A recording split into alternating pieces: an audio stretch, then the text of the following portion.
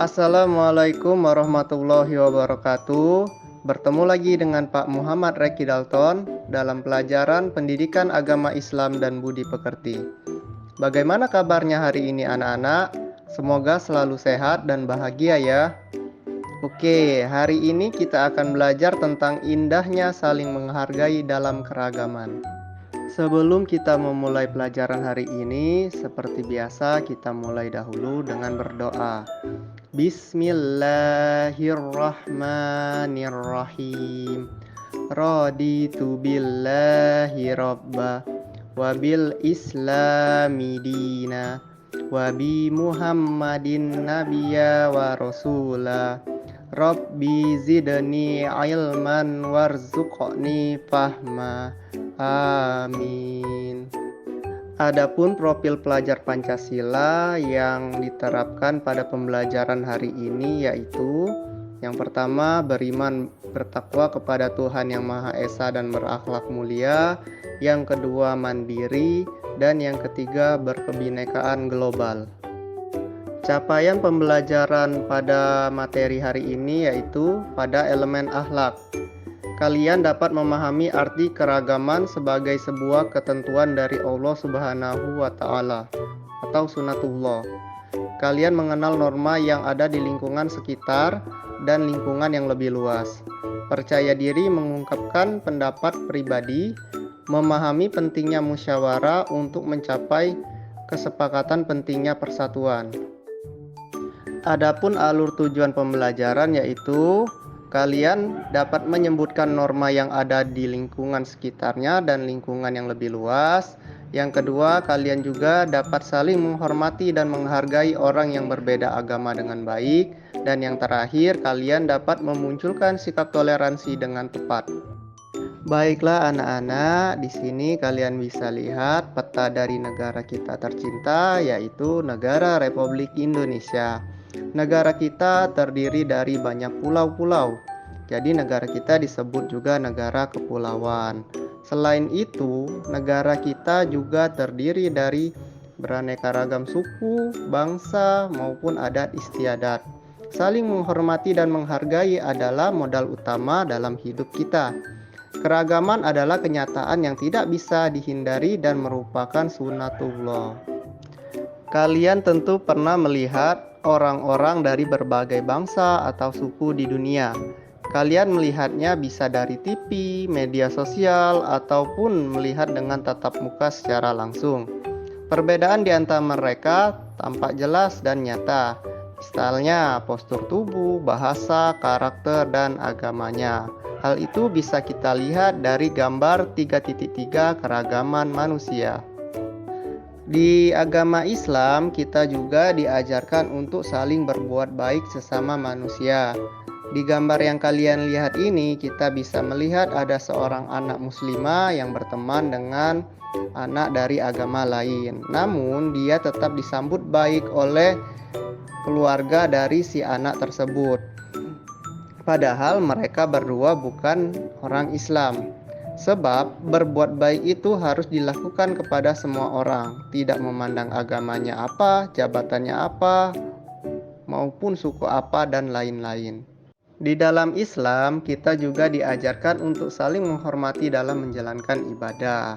Bagaimana contohnya? Di sini kita bisa lihat ada gambar dua orang sahabat sedang berbicara. Di sini, sahabatnya yang berbaju berwarna biru ingin menjalankan sholat karena telah mendengar suara azan dan sudah masuk waktunya sholat. Dan temannya yang berbaju warna hijau langsung mempersilahkan temannya tersebut untuk sholat.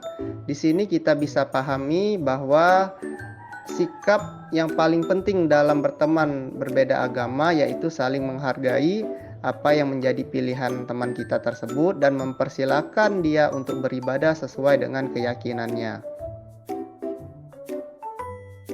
Namun yang perlu kita ketahui, ada juga yang dilarang oleh agama.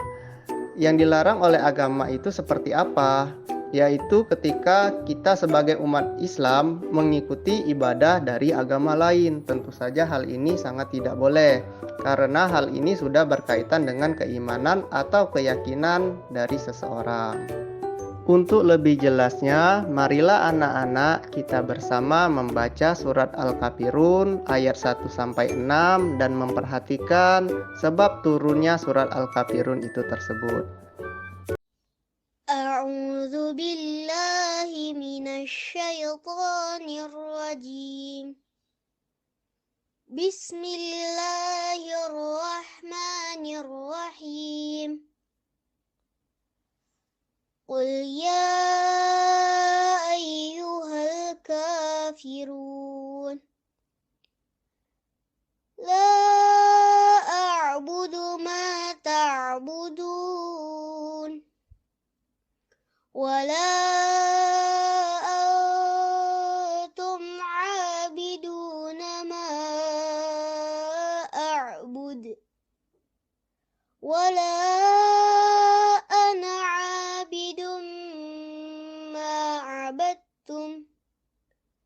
ولا أنتم عابدون ما أعبد لكم دينكم ولي دين.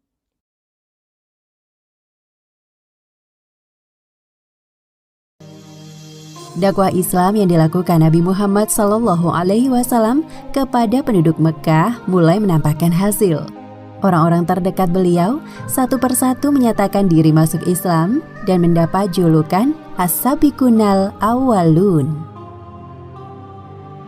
Kondisi ini membuat orang-orang kafir Quraisy geram dengan gencarnya dakwah yang dilakukan Nabi Muhammad. Mereka berusaha menghentikan dakwah dengan menghina dan memfitnah Nabi. Suatu ketika Nabi Muhammad sedang berjalan sendirian di tengah keramaian. Tiba-tiba seorang kafir memaki beliau dengan kasar. Dasar kau orang gila. Hei semuanya, dengar. Muhammad telah hilang akalnya sejak dia mengaku-ngaku sebagai nabi terakhir. Di waktu yang lain, mereka memberi julukan yang tidak pantas bagi Nabi. Muhammad itu ahli sihir dan berdusta. Jangan sekali-kali kalian mempercayai ucapannya. Nabi Muhammad yang mendengar ejekan orang-orang kafir itu tidak menanggapi dan terus berjalan. Doa dan zikir selalu menyertai setiap langkah kaki beliau. Bahkan mereka mendustakan mukjizat Nabi Muhammad, yakni Al-Quranul Karim. Al-Quran yang sering dibaca oleh Muhammad adalah dongeng orang-orang dahulu. Tidak ada sama sekali kebenaran di dalamnya. Tidak berhenti sampai di situ. Beberapa utusan kaum kafir Quraisy beberapa kali mendatangi paman Nabi Muhammad, yaitu Abu Thalib, untuk menghentikan dakwah keponakannya. Namun Abu Thalib menolak dengan halus permintaan mereka. Sehubungan dengan penolakan tersebut, berkumpullah para pembesar kaum kafir Quraisy. Mereka berdiskusi untuk menghentikan dakwah Nabi Muhammad. Abu Thalib telah menolak permintaan kita. Sekarang, mari kita susun rencana baru untuk menghentikan dakwah Muhammad. Ya, apapun akan kita lakukan agar Muhammad berhenti membuat perpecahan antar kabilah. Keesokan harinya, utusan pertama kaum kafir Quraisy menemui Nabi Muhammad. Ia membawa berbagai penawaran. Wahai Muhammad, jika engkau menginginkan kekayaan yang melimpah, kami akan memberikannya untukmu. Kalau engkau ingin kemuliaan, kami akan mengangkatmu sebagai raja. Bahkan, jika engkau menginginkan perempuan cantik, kami akan menghadirkannya untukmu. Semuanya, semua kenikmatan dunia yang engkau inginkan akan kami penuhi asalkan engkau berhenti berdakwah.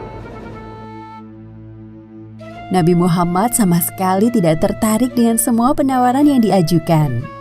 Apakah engkau telah selesai bicara? Ya sudah, manakah yang engkau pilih, wahai Muhammad? Nabi Muhammad menanggapi penawaran tersebut dengan sopan.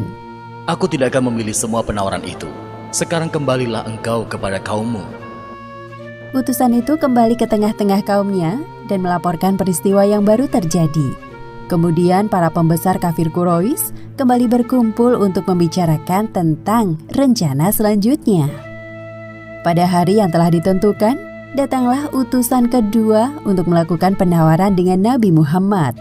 Utusan kedua ini sangat berhati-hati dalam berbicara agar nasibnya tidak sama seperti utusan pertama. Wahai anak saudaraku, bagaimana jika kita ambil jalan tengah demi menjaga perdamaian antar kabilah? Jadi, kita saling bergantian menyembah Tuhan satu sama lain selama 1 tahun. 1 tahun pertama, engkau dan pengikutmu menyembah Tuhan kami, Lata dan Uzza. Kemudian, 1 tahun berikutnya, kami akan menyembah Tuhanmu. Apabila ternyata Tuhan kami lebih baik dari Tuhanmu, maka ikutlah kami. Begitu pula sebaliknya, jika Tuhanmu lebih baik dari Tuhan kami, maka kami akan mengikutimu. Nabi tidak habis pikir dengan penawaran kaum kafir Quraisy. Beliau dengan tegas menanggapi penawaran mereka. Aku tidak akan pernah menukar keimananku kepada Allah Subhanahu wa Ta'ala dengan apapun yang kalian tawarkan, karena Islam adalah satu-satunya agama yang paling benar. Mendengar kesungguhan ucapan Nabi Muhammad, akhirnya kaum kafir Quraisy tersadar bahwa tidak ada yang bisa menghalangi dakwah beliau. Baiklah anak-anak, dari yang kita tonton tadi, sudah jelas bahwa dalam surat Al-Kafirun ayat 1-6 menegaskan bahwa tidak ada kompromi dalam hal akidah atau keimanan. Juga tidak boleh ada kerjasama yang mencampur adukan dua akidah dari dua ibadah yang berbeda. Sekian materi dari Pak hari ini. Jangan lupa tetap semangat dan selalu menjaga kesehatan. Pak akhiri dengan wabillahi taufiq walhidayah. Wassalamualaikum warahmatullahi wabarakatuh.